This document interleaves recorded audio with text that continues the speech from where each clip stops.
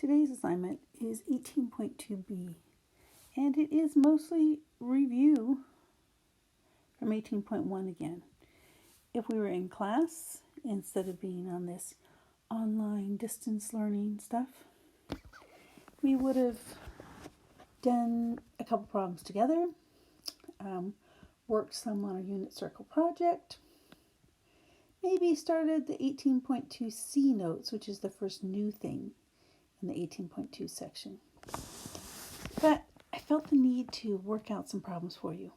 These are totally optional if you think you remember everything from 18.0, 18.1. But a couple of them kind of twist what we already know in a different way. So I'm just going to do some, skim through, look at whichever problems you need help with. These are numbered like problem numbers from the assignment because that was the easiest way for me to make up some good sample problems for the notes.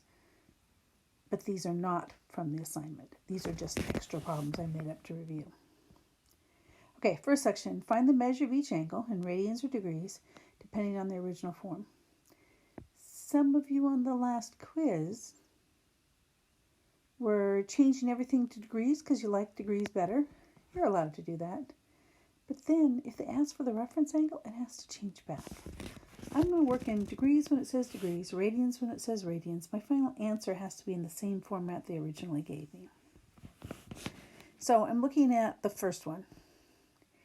And the first thing I want to know is it positive or is it negative?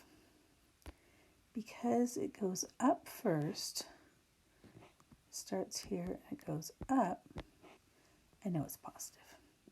So I'm just going to put a plus sign on my answer. Not at all required, but it makes me remember that I thought about it already. On the second one here, it goes down first. So my answer for this one is going to be something negative. And I know I lose track and I forget to write down the negatives if I don't do it first. So looking at the first picture. Now let's throw some degrees, radians, degrees on this one. 0 degrees, 180 degrees, back to 360 degrees. Since you're not required to label those numbers, if you left off the degree symbol, that'd be okay. But my final answer is in degrees, and it is required for the answer. So what do we have? I see one full circle. That is 360 degrees. And then, looks like I see another full circle around here. There's another 360 degrees. And the rest is not a full circle. What else do I have? Just a little bit more. And I didn't label the top line, but half of 80 is 90. So this is a 90-degree section. They told me about the 65, but I don't want the 65. I want the other part of it. So 90 minus 65 should be 25 degrees. So I need to come down here and I need to add another 25 degrees to this. That is 745 degrees. Bring it down here, 745. Don't forget the degree symbol. I don't care whether or not you put that plus sign in there, but you do have to have the degree symbol. Let's look at the second one. The second one also has more than a full circle. Some of the ones in the assignment do not have more than a full circle, but I just picked out ones that did. So I'm going to say, starting down so it's negative, full circle around, makes 360 degrees, but we're not in degrees.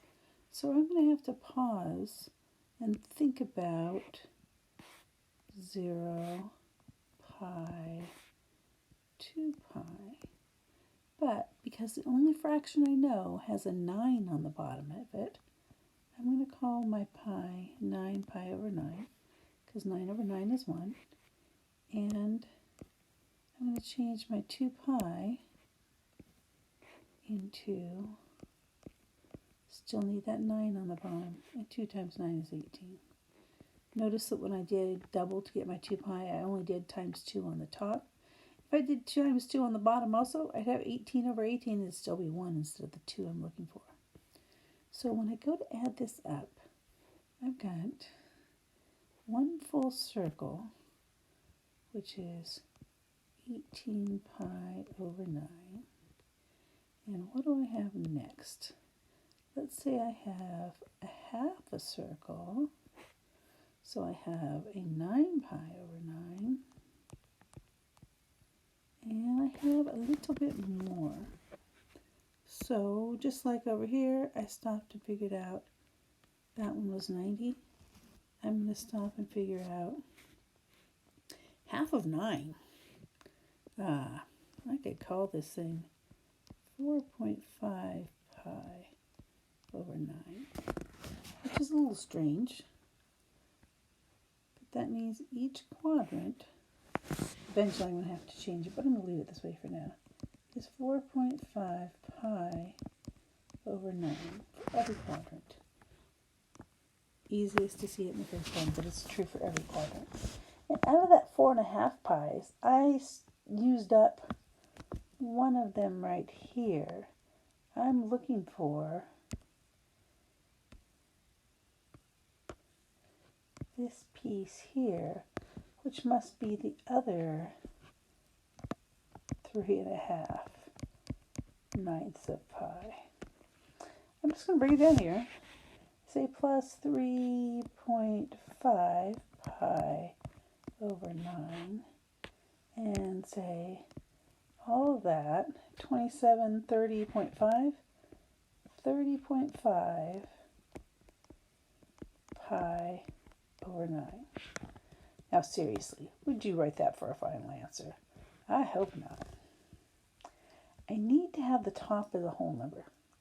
Since the top has a 0.5 in it, I can change it into a whole number just by multiplying by 2 over 2, which makes the bottom of this 18, and the top is 2 times 30.5. 2 times 30 is 60, 2 times 61 pi over 18. So my answer here is 61 pi over 18. And even though this means the same thing, nobody's going to put a final answer down with a decimal in a fraction. Not again. Okay. I put this little unit circle here with the degrees on it so that you could look at it and use it to guide your way if you wanted to.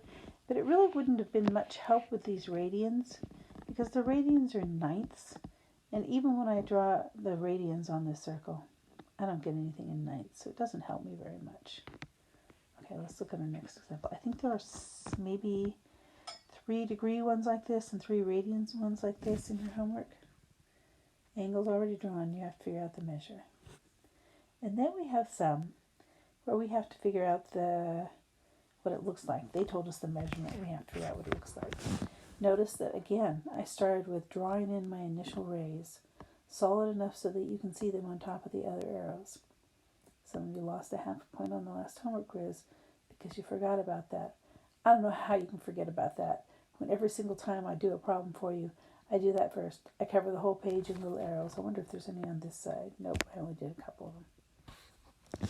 Okay, let's do the degrees, then let's do the radians. Again, I'm going to think it through and say 0 degrees, 180 degrees, 360 degrees. You don't have to write those measurements, but they help to see what's happening. This one's negative, so I'm going downward. 275 is not a full circle. Let's think about this. Half of 180 is 90. I'm going around the circle, I'll get 90. Plus 90 is 180. Plus 90 is 270. plus 90 is 360. Goes off of there for a minute. So this would be 270 degrees. If I'm going backwards, instead of calling this 270 degrees, I'm going to call this negative 90 degrees. Instead of calling this negative 90 degrees, I'm going to call this one negative 270 degrees. And then this one gets to be negative 180. You don't have to label them that way, but for me, that helps. So I'm going to go 180. Actually, I'm going to go 270 degrees in the negative direction. And that's not quite far enough. So I need a tiny, tiny bit more.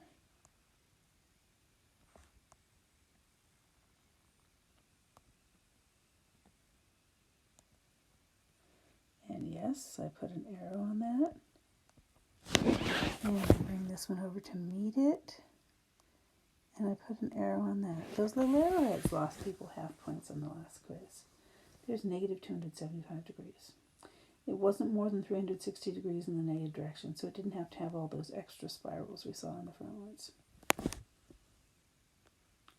Okay, let's look at number 4 here. We have something with a 3 on the bottom.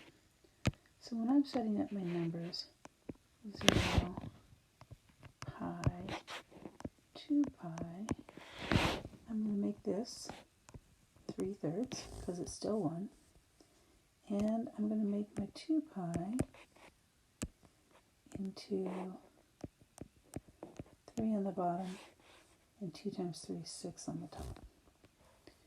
I'm drawing 11/3 of pi. A whole circle is only 6/3 of pi. So let me first draw my full circle. Positive going up. Start near the center because I know this one's going to have to spiral outward some. There I want 11 pi over 3. I drew 6 pi over 3. I still have another 5 pi over 3 to go. Okay, I put the words that I often put in there. I want 11 pi over 3. I've already done 6 pi over 3. So I have 5 pi over 3 left to go.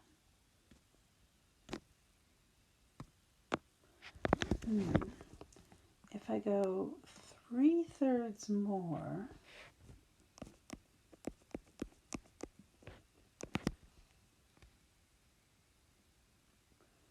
I'm going to need another 2 pi over 3 again. So 2/3 more. Well, if half a circle is 3/3, then I need another 1/3 of the quadrant, which means about 2/3 of the way down here. If you're a little lost, you can look at this and say, I need another pi over 3. I see that pi over 3 is 2/3 of a quadrant, so I'm going to draw this one at 2/3 of a quadrant.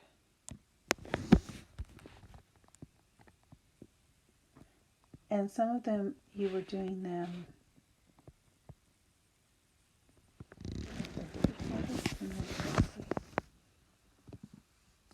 There we go. That covers everything. Let's look at the next thing. What else do we have to do today? Find a coterminal angle between 0 and 2 pi for each given angle. And I don't know if your homework has them all in radians or some in radians and some in degrees. But we're going to remember that when we do coterminal,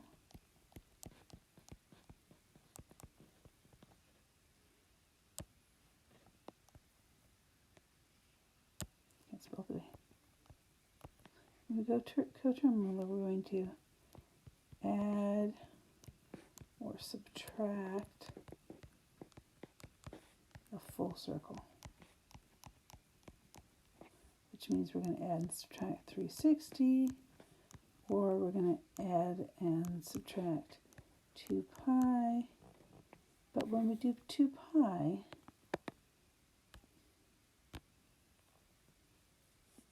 we're going to match the denominator.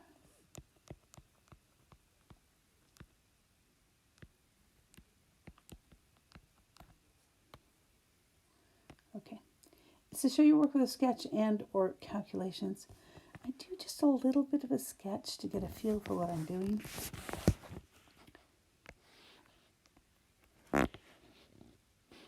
Zero, pi, 2 pi.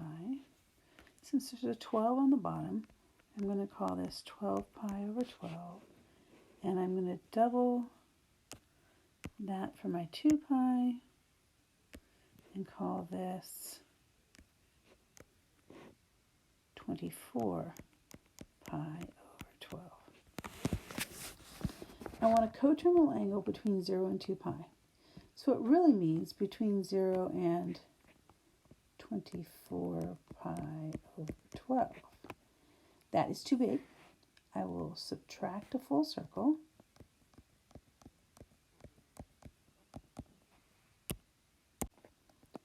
(17 pi over 12). I don't have to draw it. It didn't say I had to draw it. Is that a number between 0 and a full circle? Yes, it is. Okay, let's look at the next one. The next one has a 45 on the bottom. So I'm going to start with sketching a picture.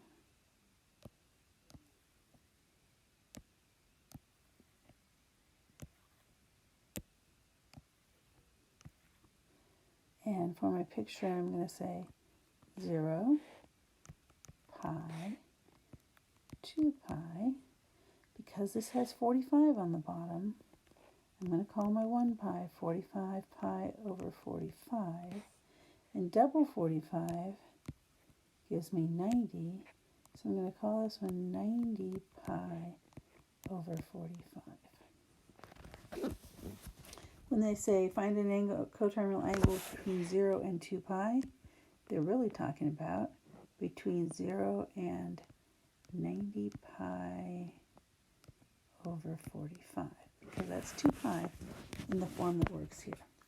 This time, it's too small. It's negative. So instead of subtracting a full circle, I'm going to add a full circle. Plus 90 pi over 45. And really, I keep the pi, I keep the 45. I just have to think about what's negative 19 plus 90. That is 71 pi over 45. And is that between 0 and 90 pi over 45? It is.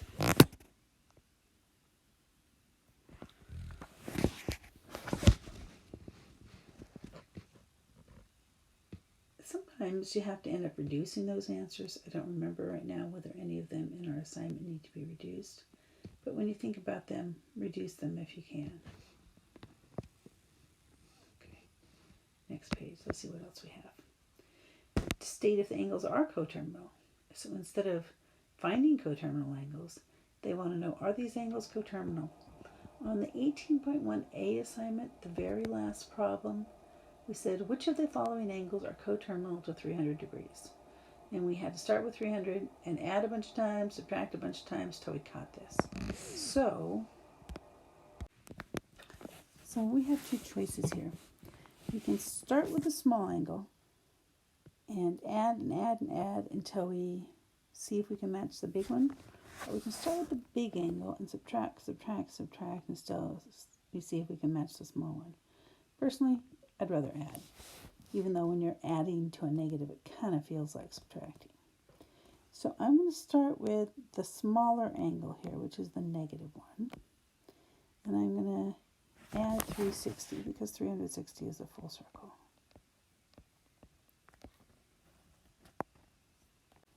That's 235 degrees. And 235 degrees, that's what we were looking for.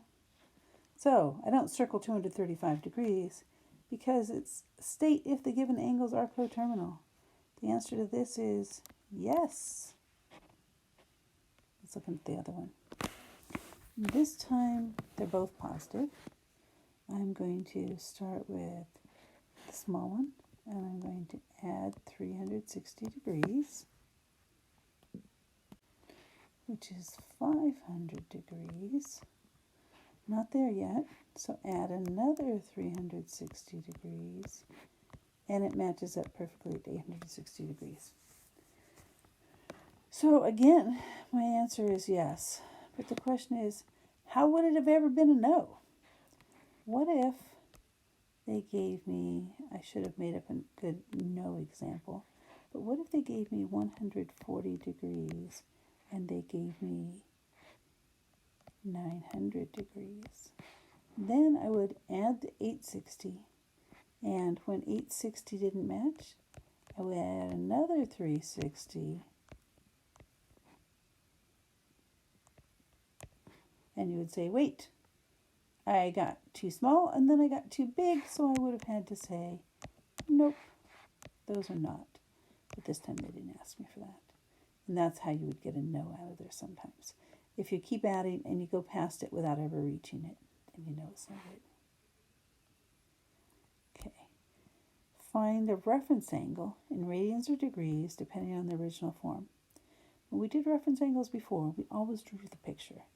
I don't think you have to draw the picture this time, but I'm going to do just a little bit of a sketch again to see if it helps.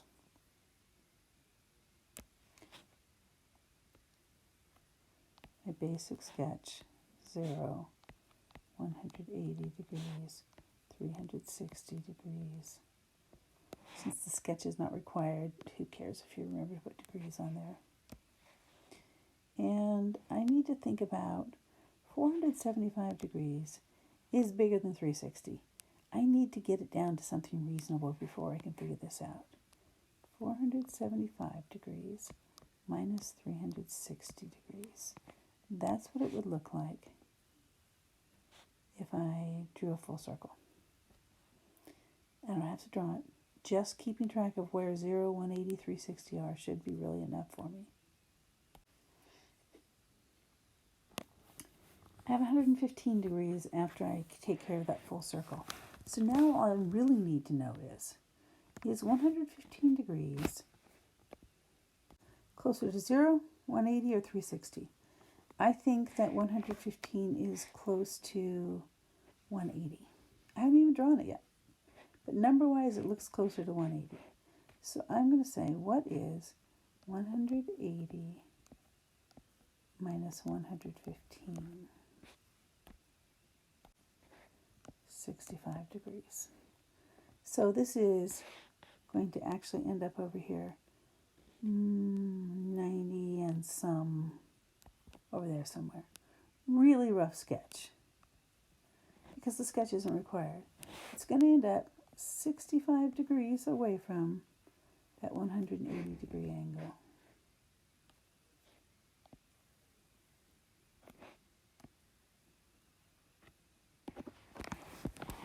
Let's look at the next one. Oh, before I go to the next one, some of you were writing down reference angles on the last quiz as being something over over 90 degrees. It's never over 90 degrees. And even if it's down below the line, it's never negative. You always give a positive answer, and it's always going to be between 0 and 90. Next one is 19 pi over 6, negative 19 pi over 6. So I'm going to think about a sketch again. 0, pi, 2 pi, because that has a 6 on the bottom. I'm going to change my pi into 6 pi over 6, and I'm going to change my 2 pi. I always erase half that 0, don't I? I'm going to change my 2 pi into 6 on the bottom, and 2 times 6, 12 pi over 6. When I look at my negative 19 pi over 6, it's more than a full circle in the negative direction. I want to get it back into the positive direction so I can see what's going on. So I'm going to add a full circle. This is always kind of dealing with coterminal, so that I can say, let me get it another angle that's in the same place. It has a more reasonable number to work with. This one gives me negative 7 pi over 6. It's still not between 0 and 12 pi over 6. So I think I will take that one and add another 12 pi over 6. So now I have 5 pi over 6. So it's going to be, here's 6 pi over 6, it's going to be over here somewhere. It's got a couple spirals in it because I had to readjust, but I don't care. I just want to know about where it is. So if this is 5 pi over 6, and this is 6 pi over 6 right here, how far is it to the nearest part of the x-axis? Pi over 6. That's my reference angle. And I know I talked about this a little bit before, but I'm going to say it again. If the bottom of your fraction is 2, 3, 4, or 6, then your reference angle is going to be pi over whatever number you have there. When it's not a 2, 3, 4, 6, when it's something like 57 pi over 20, that's not going to help you. You're going to have to just deal with it by actually looking and counting it out. But this is just a shortcut. Because it had pi over 6, I knew that its reference angle would be pi over 6. And in fact, if you can memorize that, then I won't make you show work on that type of problem. In other words, if somebody asks you to find the reference angle for negative 272 pi over 3, without any other calculations, you could say reference angle is pi over 3. However, if the bottom of this, instead of being a 3, was a 13, you couldn't do that. You'd have to go through the work of figuring it out. Okay, what else do we have on here? How many did you do? That's all my examples for that.